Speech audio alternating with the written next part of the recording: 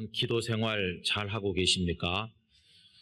하나님께서는 성경 곳곳에서 기도하라는 말씀을 많이 하셨습니다. 그리고 성경에 보면 다양한 상황에서 드려진 우리 선배들의 기도가 많이 기록되어 있습니다. 오늘 우리는 본문에서 소돔을 위해서 아브라함이 드린 기도를 같이 읽었습니다.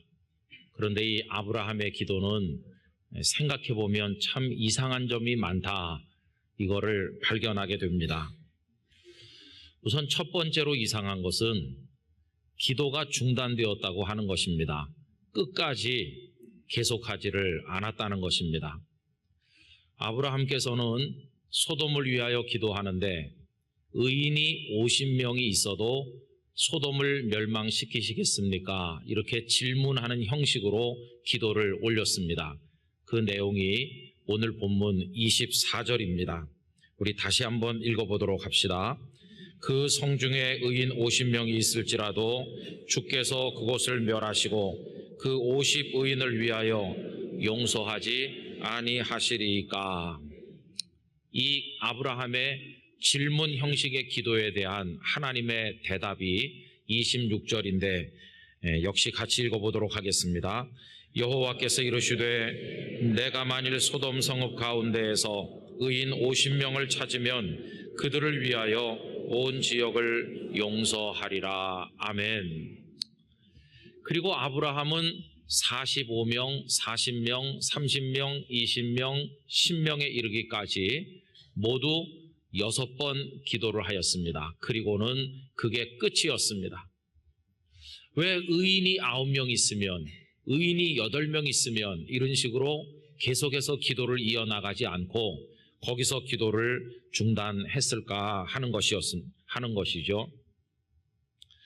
여러분, 우리의 상식대로 하면 기도는 끝까지 계속해야 됩니다. 응답을 받을 때까지 부르짖어야 된다는 것이 우리의 상식입니다. 누가복음 18장에 나오는 예수님의 비유 중에 과부와 재판장의 비유를 여러분들 잘 아시죠? 어떤 과부가 억울한 일을 당해서 재판장을 찾아가서 하소연을 하는데 이 재판장은 평소에 하나님을 두려워하지도 않고 사람을 무시하는 악한 재판장입니다. 그런데도 이 재판장이 과부의 청을 결국은 들어주는데 그 이유는 이 과부가 포기하지 않고 계속 찾아와서 청을 넣기 때문에, 그래서 그 과부의 청을 들어준다는 비유입니다.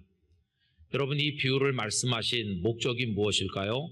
항상 기도하고 낙심하지 말아야 된다는 걸 가르쳐 주시는 것이 이 비유의 목적입니다. 그에 관한 말씀이 누가복음 18장 1절에 이렇게 잘 나와 있죠. 예수께서 그들에게 항상 기도하고 낙심하지 말아야 할 것을 비유로 말씀하여 라고 되어 있습니다. 항상 기도해야 되고, 기도하되 낙심하지 말아야 되고, 응답 받을 때까지 해야 된다, 이건데요. 그런데 오늘 본문에서 아브라함은 6번 기도한 것으로 끝내고 있다는 것입니다. 왜 계속 기도하지 않았을까 하는 생각을 가지게 되지요. 여러분, 왜 그랬을까요? 우선 생각해 볼 수 있는 것은 그렇게 계속 하는 것이 하나님 앞에 너무도 죄송하다는 생각을 했기 때문일 것입니다. 오늘 반복되는 아브라함의 기도를 보면 죄송한 마음을 드러내는 토를 계속 붙이고 있는 걸 볼 수 있는데, 예를 들면 나는 티끌이나 재와 같사오나 감히 내 주께 아뢰나이다. 노하지 마옵소서. 내가 이번만 더 아뢰리이다. 이런 식의 토를 달면서 기도하는데 그 이유가 뭐겠습니까? 소돔의 멸망 소식을 예고를 들으면서 너무도 안타까워서 하나님께 가만히 있을 수가 없어서 하소연을 하긴 하지만 보잘것없는 제가 그렇게 하는 것이 하나님 앞에 너무도 죄송하다 하는 그의 마음을 드러내고 있는 것입니다. 여러분, 어리석은 인생이 전능자이신 하나님께 대들듯이 기도하는 것이 죄송하다는 생각을 아브라함이 했을 거라는 겁니다. 자, 그런데 이상한 것은 아브라함이 처음부터 죄송한 마음을 가졌느냐 하면 그게 아닌 것 같습니다. 처음에는요, 오히려 소돔을 멸망시키러 결정하신 그 하나님의 결정에 대해서 정의에 위반된다는 식으로 반박하듯 하는 것을 볼 수가 있는데, 본문 25절 말씀을 보십시오. 주께서 이같이 하사 의인을 악인과 함께 죽이심은 부당하오며 의인과 악인을 같이 하심도 부당하니이다. 세상을 심판하시는 이가 정의를 행하실 것이 아니니까. 마치 하나님의 하시는 바가 정의에 맞지 않는다는 듯이 대들도 따지듯이 그렇게 했던 것을 볼 수가 있지 않습니까? 그런데 그런 마음으로 시작했던 아브라함의 기도가 한 번, 두 번 진행되는 동안에 갑자기 생각이 바뀌면서 6번 기도하는 것으로 끝내고 있다고 하는 것입니다. 여러분, 왜 그렇게 그의 생각이 바뀌었을까요? 첫째는 기도하면서 생각을 해보니까 소돔성의 죄가 너무나도 크기 때문에 그들의 용서를 구하는 기도를 드리는 것이 마땅치 않다는 생각을 했기 때문일 것입니다. 아브라함도 알고 있었을 것입니다. 소돔이 동성애며 음란과 타락이며 그 방탕한 것이 얼마나 극에 달해 있는지, 그 거짓과 불의, 그리고 그 폭력, 이 모든 것을 아브라함도 알았기 때문에 내가 그들의 용서를 위해서 기도하는 게 과연 온당한가? 아마 기도를 그래서 멈추지 않았겠느냐 하는 겁니다.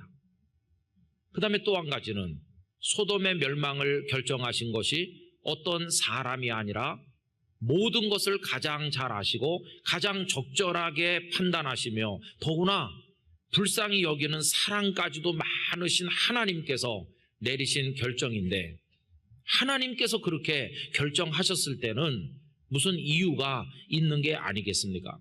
그러니 더 말할 게 없는 것이죠.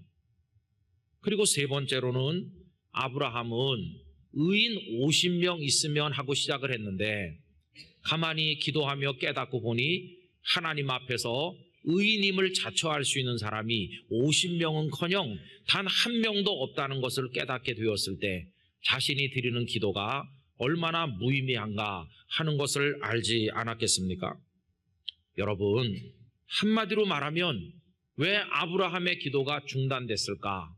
그것은 소돔의 수명이 다했다는 사실을 그가 깨달았기 때문인 것입니다. 그 상황에서 더 기도하는 것은 마치 이미 사망 선고가 내려진 환자의 팔뚝에 새로운 링거 주사를 꽂는 것처럼 어리석은 일이 아니겠습니까? 여러분, 아십니까?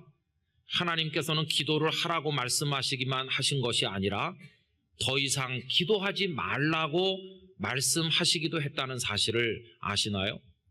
예를 들어서 예레미야서 7장 16절에 다음과 같은 말씀이 나옵니다. 그런즉 너는 이 백성을 위하여 기도하지 말라. 그들을 위하여 부르짖어 구하지 말라. 내게 간구하지 말라. 내가 네게서 듣지 아니하리라. 얼마나 무서운 말씀입니까? 기도조차 할 수 없는 상황이 있다는 것을 보여주지요.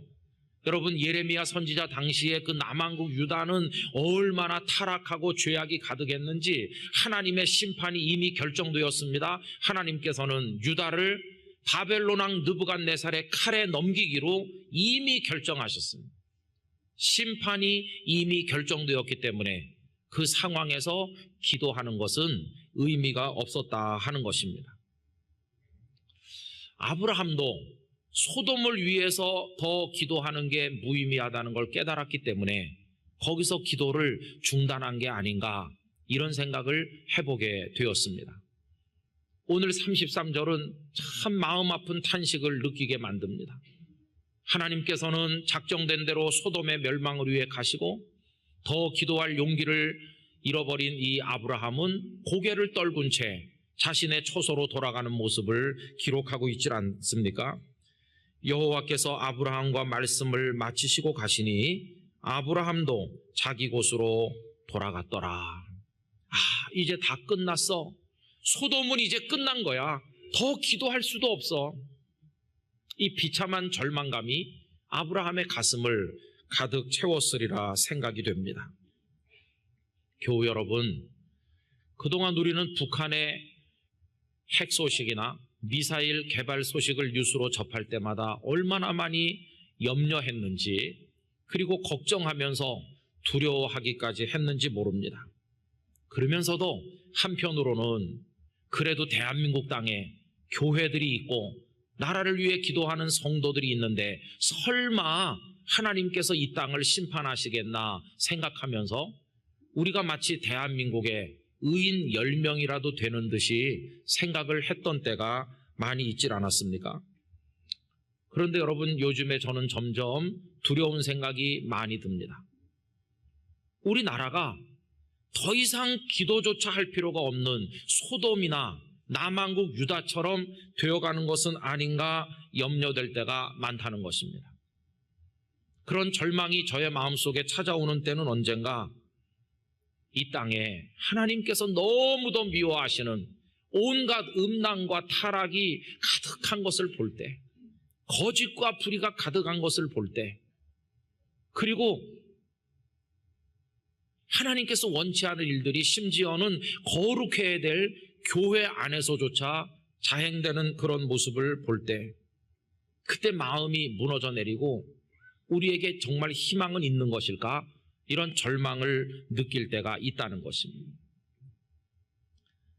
선악을 알게 하는 나무 열매를 따먹지 말라는 하나님의 말씀을 어기고 그 열매를 따먹어 범죄한 아담과 하와는 그래도 무화과 나뭇잎으로 자신들의 치부를 가리려고 하는 최소한의 수치심이라도 가지고 있었는데, 오늘 이 땅의 사람들은 뻔뻔한 짓을 하고 거짓말을 하면서도 내가 어때서 이렇게 말하니까, 지도자도 그렇고 백성들도 그러니까 최소한의 수치심도 없고 양심조차 상실한 시대가 아니겠습니까? 여러분, 우리가 뭐가 예쁜 데가 있어서 하나님께서 우리를 구원하셔야 되는 것일까요? 무슨 하나님께 우리를 구원하셔야 될 의무가 있는 것입니까? 우리가 뭘 잘했다고 우리를 구원해달라고 요구할 자격이 있느냐 하는 것입니다. 그래서 기도조차 드릴 가치도 없는 그런 소돔의 상황처럼 되어가는 게 아닌가, 바로 이 나라가 소돔이 아닌가, 우리 민족이 소돔의 백성들이 아닌가, 이런 생각을 하면서 참 두려움을 느낄 때가 자주 있습니다. 여러분, 이 본문의 아브라함의 기도가요, 정말 이상한 게 또 하나 있습니다. 그게 뭐냐 하면, 소돔을 위해서는 6번 기도를 하는 그가 소돔 안에 살고 있는 사랑하는 조카 롯을 위해서는 한 번도 기도하지 않고 있다는 겁니다. 우리 같으면 소돔을 위해서는 기도하지 않는다 할지라도 조카 롯을 살려달라는 기도를 하고 또 하고 그럴 거 아니겠습니까? 그런데 아브라함은 조카 롯의 이름조차 꺼내지를 않습니다. 한 번도 조카를 위해서 기도하지 않았습니다. 여러분, 왜 그랬을까요? 저는 이런 생각이 듭니다. 아마 아브라함의 마음속에 그 조카 롯이 이미 소돔과 운명 공동체가 되어 있다고 생각한 게 아니겠습니까? 롯이 소돔으로 간 것은 누가 시켜서가 아니라 본인의 선택에 의한 것이었습니다. 거기 좀 안락한 삶을 위해서, 그리고 소떼 양떼를 더 잘 키워서 재산을 증식하고자 하는 물질에 대한 욕심으로 자발적으로 소돔으로 간 것입니다. 그는 어려서 아브라함을 따라다니면서 하나님을 경외하는 믿음의 감화를 배웠지만 이제는 욕망의 눈이 다 어두워졌습니다. 하나님 신앙은 다 사라져버리고 소돔의 문화에 깊이 가라앉아 버렸습니다. 말씀을 읽어보면 그가 소돔 성문에 앉아 있었다는 표현이 나오는데, 고대 근동 지방에서 성문에 앉는 사람은 그 성의 유지들을 말하는 것입니다. 롯은 어느새 소돔의 유지가 되어 있었습니다. 이 성이 불편하고 꺼림칙하고 하루라도 빨리 벗어나야 되겠다고 생각한 것이 아니라 마치 물 만난 고기처럼 소돔에 적응해 살면서 자기 영역을 넓혀간 것을 볼 수 있지 않습니까? 그는 성문에까지 올라앉아 완전한 소돔 사람의 영혼을 똑같이 가지고 있었다는 것입니다. 소돔이 죄악으로 인해서 하나님의 심판을 받는 거라면 내 조카 롯이 다를 바가 뭐가 있나? 소돔의 죄악을 심판하시는 하나님께서 내 조카의 죄를 심판하신다 한들 내가 어떻게 하나님을 막을 수 있단 말인가? 이런 생각을 그가 하지 않았겠습니까? 여러분, 오늘 이 본문의 말씀을 가만히 읽어보면 마음이 정말 무겁고 답답하고 두렵고 클클하고 너무나도 뭐라고 표현하기 힘든 느낌이 듭니다. 그러면 그 다음 이어지는 소돔의 이야기는 무엇입니까? 오늘 말씀은 상반된 두 가지 이야기를 들려주고 있는데 하나는 슬픈 이야기고 하나는 그나마 위로가 되는 이야기입니다. 슬픈 이야기는 결국 소돔은 멸망했다는 겁니다. 그나마 위로가 되는 이야기가 있다면 그 유황불 불구덩이에서 소돔이 멸망할 때 롯은 구원을 받았다는 것입니다. 여러분, 저는 답답한 마음 속에서도 거기서 그나마 롯이 구원받았다는 사실로부터 신랄 같은 희망을 보는 것입니다. 롯은 어떻게 구원을 받았을까요? 그가 본래 자격이 있어서가 아니라는 건 방금 전에 말씀드렸고요. 아브라함이 그를 위해 많이 기도했기 때문인가? 그것도 아니라는 것을 우리 방금 전에 확인하지 않았습니까? 그러면 자격도 아니고 누가 기도를 많이 해줘서 아니라면 어떻게 롯은 구원받았나? 여러분, 대답은 딱 하나밖에 없는데 롯이 그 와중에서 살아남게 된 것은 전적으로 하나님의 은혜의 결과였던 것입니다. 아브라함은 조카를 위해 기도조차 할 수 없는 참담한 심정으로 돌아섰습니다. 그는 눈물을 흘리며 돌아설 수밖에 없었습니다. 그런데 하나님께서는 그 눈물의 침묵을 그의 기도처럼 받아주시고 은혜를 베푸셔서 조카 롯을 건져주신 것입니다.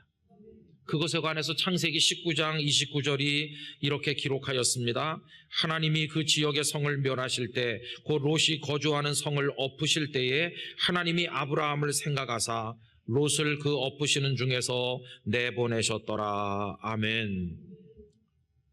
여러분, 그래서 소돔의 멸망은 하나님의 정의로운 심판이고 롯의 구원은 하나님의 전적인 은혜인 것입니다. 여기서 우리는 멸망과 구원의 이야기가 동시에 존재하고 엇갈리고 있는 것을 볼 수 있지 않습니까? 최근에 남북 간에 정상회담이 있었고 북미 간에도 정상회담이 진행되었고 또 후속 회담이 준비되고 있다는 뉴스를 접하고 있습니다. 우리 모두 놀랬고 기대감에 들떠 있습니다. 잘 돼야 될 텐데, 그래서 북한에 돌이킬 수 없는 핵 폐기도 이루어지고 이 땅의 전쟁의 가능성이 다 사라지고 평화가 와야 될 텐데 얼마나 초미의 관심사가 되고 있으며 우리들은 얼마나 많은 기도를 드리고 있습니까? 일부 국민들은 아직 된 게 아무것도 없는데도 벌써 유토피아라도 된 것처럼 흥분하는 사람들도 있지 않습니까? 그런데 여러분, 저는 한편으로 두려운 생각도 듭니다. 이런 인생들의 논의와 여러 가지 모양들이 하나님께서 내려다보실 때 혹시 비웃음거리가 되는 것은 아닌가 두려운 생각이 들기도 합니다. 왜냐하면 시편 2편의 말씀이 떠오르기 때문이지요. 어찌하여 이방 나라들이 분노하며 민족들이 헛된 일을 꾸미는가? 세상의 군왕들이 나서며 관원들이 서로 꾀하여 여호와와 그의 기름 부음 받은 자를 대적하며 우리가 그들의 맨 것을 끊고 그의 결박을 벗어버리자 하는도다. 하늘에 계신 이가 웃으시며 주께서 그들을 비웃으시리로다.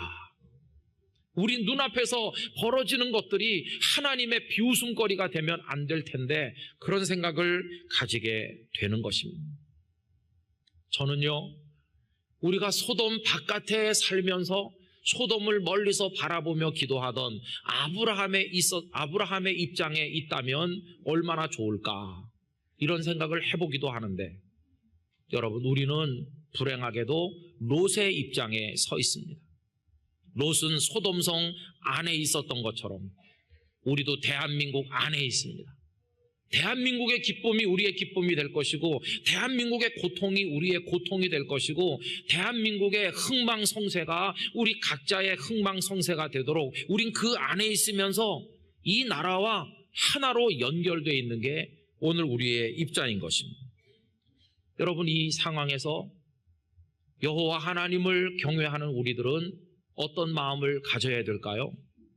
저는 두 가지 종류의 믿음이 우리에게 있어야 된다고 생각합니다. 그 첫째는 하나님께서 죄를 심판하시는 것이라면 무수한 죄를 저지른 우리들은 하나님의 심판을 받아들일 수밖에 없을 것이라는 생각입니다. 하나님의 심판을 받아들이는 것 또한 우리들의 믿음인 것입니다. 하나님의 심판이 결정되어 있다면 무수하게 많은 회담을 하고 어떤 노력을 기울여도 그걸 돌이킬 수 있는 사람은 없을 것입니다.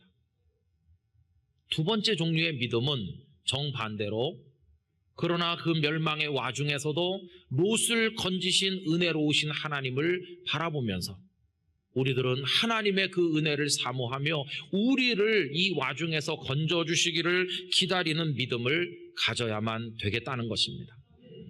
여러분, 저는 생각합니다. 하나님께서 우리를 긍휼히 여기시고 은혜를 베푸셔서 이 나라와 백성을 구원하시기로 작정하신다면, 정상회담이 실패를 해도 저들이 계속 핵을 만들고 미사일을 준비해도 누구도 우리를 건드릴 수 없을 줄로 믿습니다. 하나님께서 우리를 구원하실 것이기 때문인 것입니다. 그래서 우리는 상반돼 보이는 이 두 가지 믿음을 다 가슴속에 간직하면서 지금까지 저지른 죄가 너무나 큰 걸 참회하는 마음으로 하나님의 심판대 앞에 마치 참수형을 당할 죄수처럼 길게 목을 들이우는 마음을 가지고 참회의 눈물을 흘려야 될 것이며, 그와 동시에 그럼에도 불구하고 롯을 살려주신 하나님의 은혜가 우리에게 임하기를 간절히 바라면서 그 은혜를 사모하는 믿음을 가지고 기도해야 될 것이라 생각합니다. 여러분, 하박국 선지자를 잘 아시죠? 하박국은 자신이 살던 남한국 유다의 현실에 대해 탄식했습니다. 하나님, 죄악이 가득한데 왜 심판하지 않으십니까? 하나님께서 말씀하시죠. 그러지 않아도 내가 바벨론 왕 갈대아 사람들의 칼을 빌려 채찍으로 삼아 너희들을 징벌하려고 한다. 조금 후에 하박국에게 혼란이 왔습니다. 그래도 우리는 악하긴 하지만 하나님의 이름을 부르는 백성이고 하나님을 섬기는데, 저 사람들은 하나님 이름조차 모르는 이방 사람들인데 어떻게 그들을 통해 우리를 재판하고 심판할 수 있습니까? 이렇게 그가 혼란에 빠졌을 때 하나님의 대답은 딱 하나이셨습니다. 여러분, 하박국 2장 4절 말씀, 하나님의 유일한 응답이 무엇입니까? 오직 의인은 그 믿음으로 살리라. 할렐루야. 바로 그거 하나였습니다. 너 눈앞에 벌어지는 여러 가지 사회적인 혼란, 그리고 여러 가지 군사 정치적인 문제가 복잡할지라도, 네 주변에 어떤 일이 벌어진다고 할지라도 너는 나를 믿으라. 그리하면 그 믿음이 너를 구원할 것이라고 말씀을 하신 것입니다. 우리 영락 가족 여러분, 우리 개인이나 교회나 우리 나라가 구원을 받는다면 그건 전적으로 하나님의 은혜의 결과일 것입니다. 정상회담이나 지방선거 당선자들이 어떤 정책이 우리를 구원하는 것이 아닙니다. 우리를 구원하시는 분은 오직 하나님이시요, 우리의 소망은 하나님 한 분께 있는 것을 기억하시기 바랍니다. 그러므로 내 가정에 어떤 일이 있든지, 내 일터에 무슨 변화가 있든지, 혹은 회담의 결과가 이상하게 흘러가든지, 혹은 선거 결과가 마음에 들든 안 들든 상관없이 여러분, 섣부른 기대도 가지지 말고 섣부른 절망도 하지 말고, 우리는 모든 것을 손에 쥐고 계신, 살고 죽는 것, 멸망과 구원을 동시에 쥐고 계시는 하나님을 바라보는 믿음을 가져야만 할 것입니다. 설령 대한민국이 더 이상 기도할 가치조차 없는 소돔처럼 된다고 할지라도 우리는 두려워하지 말고 그 한복판에 의연히 서야만 할 것입니다. 그러므로 여러분, 그런 믿음을 가지고 우리 영락교회 교우들이 든든히 서시기를 바랍니다. 그리고 계속해서 기도해 주시기를 바랍니다. 설령 이 나라가 기도가 필요 없는 것처럼 보일 때도 간혹 있지만 그래도 우린 계속 기도해야 됩니다. 왜냐하면 아직 우리들의 기도가 6번을 채우지 못한 것처럼 여겨지기 때문입니다. 그동안도 나라와 민족을 위해 기도하지 않은 건 아니지만 이제 겨우 한 2-번 기도한 것밖에 되지 않는 것처럼 생각됩니다. 아직도 그래도 6번의 기도, 아브라함의 기도만큼이라도 채우려면 좀 더 기도해야 되지 않겠습니까? 그러면서 우리 하나님 앞에 두 손 드는 심정으로 천부여 의지 없어서 손 들고 갑니다. 참회하는 마음으로 하나님께 나가야만 될 것입니다. 그러면서 우리가 드릴 기도, 도나 노비스 파쳔, 우리에게 평화를 주옵소서 하는 기도입니다. 여러분, 하나님의 평화밖에 우리 개인에게나 우리 영락교회나 우리 대한민국 사회나 남북한을 합쳐 우리 한민족에게 그보다 더 필요한 것이 어디에 있겠습니까? 우리 그런 마음으로 기도하면서 하나님의 평화를 갈망하면서 다 두 손 들고 회개하는 마음으로 우리 하나님 앞에 나가야만 될 것입니다. 부디 하나님께서 우리를 긍휼히 여기시고 평화를 내려주시기를 진심으로 기원합니다.